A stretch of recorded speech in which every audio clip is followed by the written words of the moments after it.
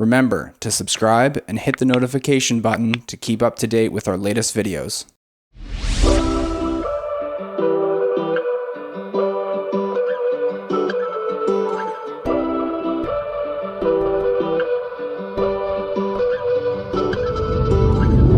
Wish I could lower the volume, these voices inside my head. Like every time I try to face these demons, I get consumed instead. You think by now I'd learned somehow, gotten used to being underwater. But when you've been running for so long, you start to wonder why you even bother. Now, you gotta stand your ground, 'cause only you can fight for what you deserve. All right, you guys, welcome to Roads Untraveled. This is the 2019 Mazda CX-5 iActive all-wheel drive. Just leaving our driveway right now. We're gonna take it around the neighborhood, take it on a few back roads, and see what the CX-5 is all about. Now, this is a subcompact crossover, as Mazda likes to call it. And, you know, it's a good-looking crossover at a reasonable price, and it's made by Mazda, so it's pretty well built. Let's go for a drive and see what it's all about. All right, so the Mazda CX-5 has many improvements for the 2019 lineup as we pass a brand new Mazda 3 as well. Mazda pretty much launched their entire new interior setup as well as a few new engines with their new model lineup, and the CX-5 gets a bunch of that. So this is the Signature model. It is priced MSRP just over $41,000 Canadian, and the CX-5 has a base price of about $27,000 Canadian.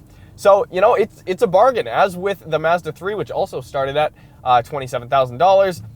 Great value in the Mazda family of cars and crossovers, and that's exactly what we're here to find out. So immediately what you'll notice when you get inside the CX-5 is this new interior design that has been carried over into the Mazda lineup. The first time we experienced it was, of course, in the new Mazda 3, and then more recently in the Mazda 6. So this being the Signature model in the CX-5 lineup, you do get a lot of stuff, especially on the interior as standard. This leather trim that's all around the interior, this wood trim as well that's in here. You get Apple CarPlay and Android Auto as standard in the CX-5, in all CX-5s, I believe. And you get a choice of engines. Now, this is where it kind of gets a little bit exciting with the CX-5. Yeah, this is a fast vehicle right here, folks. And I've driven many vehicles with 4-digit horsepower numbers, or at least a handful, and this is a fast car. I don't use that lightly. And when I say fast, I mean in context, of course. It is a crossover. It has 310 pound-feet of torque at 2,000 RPM. That's all you need to know. It has the get up and go that you're looking for. Honestly, in fact, it has more than enough for your average person who's going to be buying this vehicle. On 87 octane fuel, it has 227 horsepower at 5,000 RPM, and then if you choose to put in higher octane fuel, 93, Mazda rates it at 250 horsepower at 5,000 RPM. So much more torque than horsepower. Why is that? That is because the CX-5 Signature comes equipped with the 2.5 turbocharged SkyActiv inline 4. Just a gem of an engine. We drove this engine in the Mazda 6, and in that kind of full-sized entry-level luxury sedan, it worked great. It was very fast. It was way, way quicker than I would have expected off the bat, and in the Mazda 6, I mean, it was quick. It was way quicker than I expected off the bat, and it is no different in this CX-5, even though this does weigh slightly more. It still has all-wheel drive, but it has that really torquey 2.5 turbo engine, which is honestly all the rage. I have a few Mazda friends that are into some of the older Mazda 3s and Mazda Speeds and stuff, and they are just blown away. Everyone's kind of talking about, if they're interested in the new Mazda lineup, the new 2.5T engine. It is paired with a 6-speed automatic transmission. Very seamless transmission. I mean, this is what I'm getting from the overall driving experience from this Mazda, and this is what they kind of like to convey. Mazda wants to celebrate driving, or at least that's what they tell us, right? And they've proven that with the MX-5 RF we reviewed, and the Mazda 3, and how dynamically good it drives on the road, whether you're a sports car or a car enthusiast, driving enthusiast in general. But they've basically been striving to perfect the feeling of driving in the context of the vehicle that they're building, right? So in the CX-5, what does that mean? Well, in a crossover, it means that you do not want to have an SUV, a crossover that's all over the road, that's unpredictable. Maybe you're driving, you go into a corner too hot and you need to correct and you do some steering adjustments. You want something that's controllable and that's manageable and that feels natural when you're driving it, especially through the steering. Now, Mazda has accomplished this with two things: iActive all-wheel drive and what they call GVC, G Vectoring Control, which is a system, an electronic system that Mazda has in place that was in the Mazda 3. I talked a little bit about it in that review. That basically will, because this has electronic steering, it will make the minor adjustments and corrections that you make as a driver in a corner when you're, when you're going a little bit quickly. It will kind of adjust and fix your adjustments without you kind of noticing anything to make the smoothest corner and the smoothest line through that corner, right?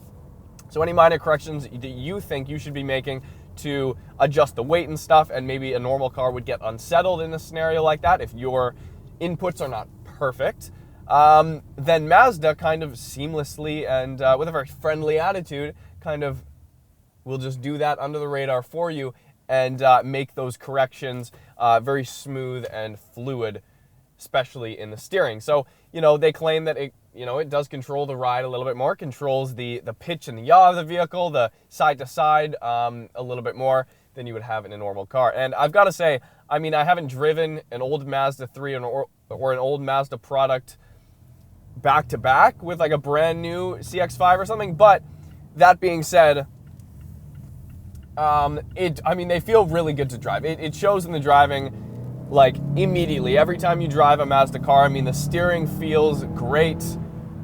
The MX-5 was no different than Mazda 3. I love that car, especially for the money. And the CX-5 is no different.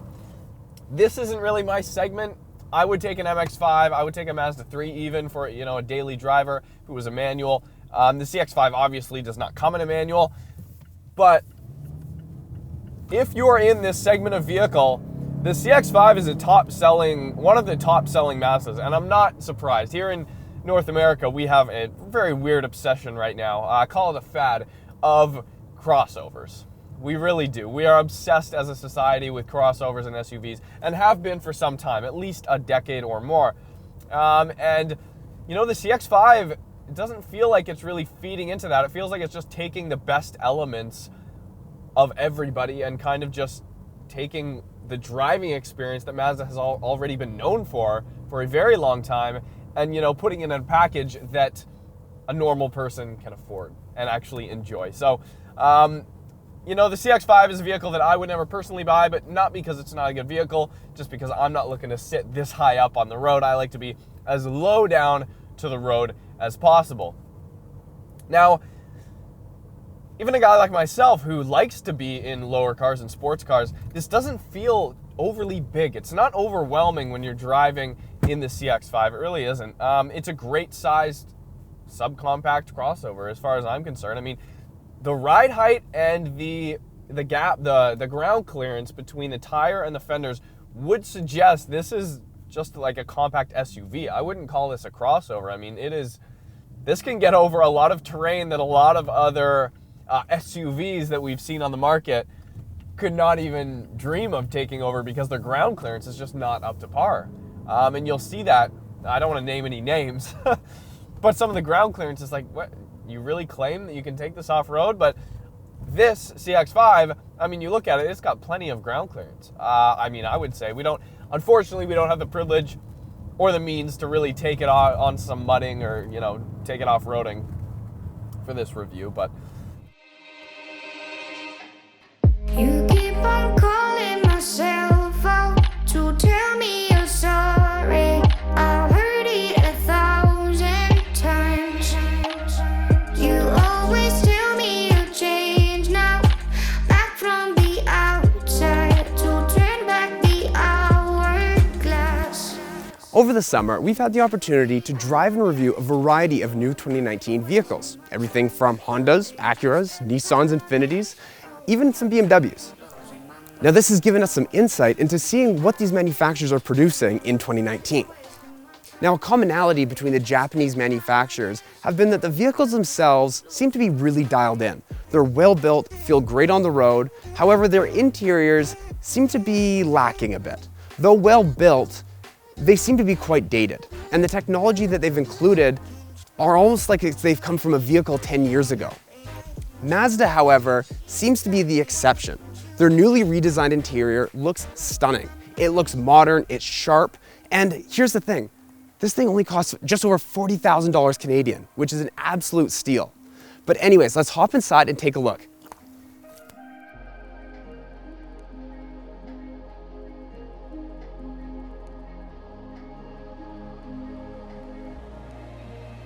Now what's great about this particular press car is the fact that it has 11,000 kilometers on it. So we're one of the last journalists to be driving this before it's retired. What's good about that is that we get an opportunity to see how everything holds up over time in the car. So we can start to see if there's any wear in given areas and so on and so forth. So far, all the Mazdas that we have filmed have been very low kilometers, so you can only predict how things are going to hold up. And as expected, I just have to say this right out the gate, there's a lot of piano black in this car, a little bit more than what we've seen in the Mazda 3. And now, overall, piano black, aesthetically speaking, doesn't necessarily bother me. What I don't like is that it scratches really easily. Now with the Mazda 3, we were one of the first ones to drive it, so though there was a few minor scratches, overall it was pretty intact. But as soon as you sit inside this one with, a decent amount of kilometers on it, you start noticing all the webbing and all the scratching down the actual piano black. And you have it on the armrest here, the armrests all throughout the car, as well as the center console. Now, I really wish Mazda would start moving away from using this piano black, as nothing's worse than having a new vehicle start showing its age way too soon. But again, it's a small gripe about this car when there's so many other great features here. Now, with the CX-5, you can actually see that they've included this little bit of wood trim throughout, and I really like the color combo that they've gone with here. You have this black interior with this dark brown seats, and everything's just very subtle and just very classy. Now, everything in this car, for the most part, is well built. Everything is nice and solid, there's no rattles. Even the seats, overall, are quite nice. They're nice and firm and supportive. However, they're not the most comfortable seats I've been in. But again, for a $40,000 car, I don't think you can do much better. Now, something I've been noticing a lot recently is manufacturers are starting to give you a lot of storage options in the center console, very similar to like a McLaren. However, this CX-5 does not actually utilize any of the space down here, which is kind of a letdown. It's something that I've almost come to expect from a 2019 vehicle.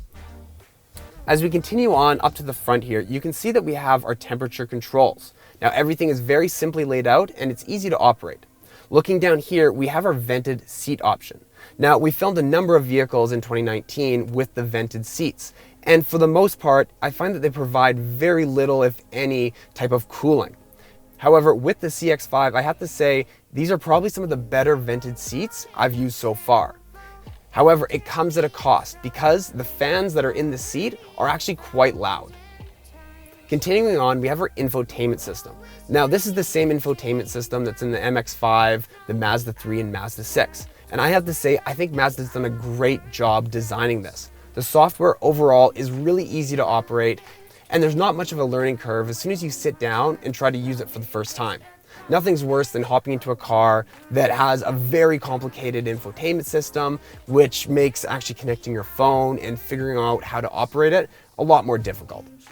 Now, looking ahead of you at the gauge cluster, you can see that you have a nice, completely digital speedometer right in the middle, taking up a lot of space. Then you have physical needles for your tach, as well as your fuel and temp gauge on the sides. I think that overall they've done a great job, as everything seems really simple and basic, but it's clean, it's sharp, and it's easy to see whether it be day or night. Now, a small thing I have to point out that I actually really like is the floor mats in this car, as well as the liner for the trunk. It's a really durable material, and I really like the look and feel of it, and it seems to wash off and clean up really easy. So overall, I have to say that I really like this vehicle. I think for $40,000, you can't really do much better, especially from a Japanese manufacturer. They've really nailed it when it comes to the completely newly redesigned interior. It looks really modern and it looks professional. You don't have any of this gaudy designs all throughout. It's a very subtle and clean look. But anyways, let's hop back in the car with Marcus and finish up the review. You keep on calling my cell phone to tell me you're sorry. I've heard it 1,000 times. I just think the gem of this car is really the engine. It is not a CVT, so it isn't as smooth and kind of seamless as some of the Hondas we've driven recently, which pretty much all have CVTs. Same with Subarus. But that being said, I kind of like the standard 6-speed gearbox, especially with a torquey engine like this. It's very predictable. It's something you know, and you kind of, every time you get on the throttle delivery is exactly where you left it. It's very smooth, and you don't have that like whirring engine at high RPMs when you're accelerating for a prolonged period of time. It also has sport mode, which all I can tell is it makes the throttle even twitchier. And if you're not in sport mode, the throttle is already like incredibly sensitive. I don't know Mazda's thought process behind this or how it's tuned, but this is by far the most sensitive throttle pedal that I've experienced in a brand new press vehicle that we've got, to be honest. And that's not necessarily a bad thing. You know, you come to get used to it, and you know, it ends up being okay. Life is okay, and you know, it kind of makes the torque, that 310 pound-feet of torque at 2,000 RPM, it makes you hit that like a lot quicker and sooner. It feels like the turbo spools up really quick, which it does, but even quicker just because of that, the feeling through the throttle. So, you know, Mazda is aiming to make the driving experience good, and they've done that. I would just take it for a test drive. If it's not for you, it isn't. If it's for you, it is. But, you know, a 10-minute test drive, if I'm going to give any consumer advice, a 10-minute test drive should not be taken as like a buyer's experience before you purchase a car. You should not rely on that. But I'm going off on a tangent. Either way, poke around the CX-5, spend some time with it if you're actually interested in comparing this to some of the other things that are out there. But anyways, hopefully you enjoyed this review, you guys. Subscribe if you haven't already. Hit me up on Instagram at Roads Untraveled. You can see a little bit of the behind-the-scenes stuff we're doing and some, you know, behind-the-scenes content of what we're shooting. I might seem very excited, kind of motor mouth today. I just got out of a 991.2 GT3 RS this morning. Spent the whole morning in a GT3 RS. It was great. So check that video out. We also filmed like a 800 horsepower Terminator Cobra and the HPA Motorsports 700 horsepower Audi TT. So we do modified cars as well, and we've got a bunch of new car reviews coming too. So enjoy it. We'll see you guys next time.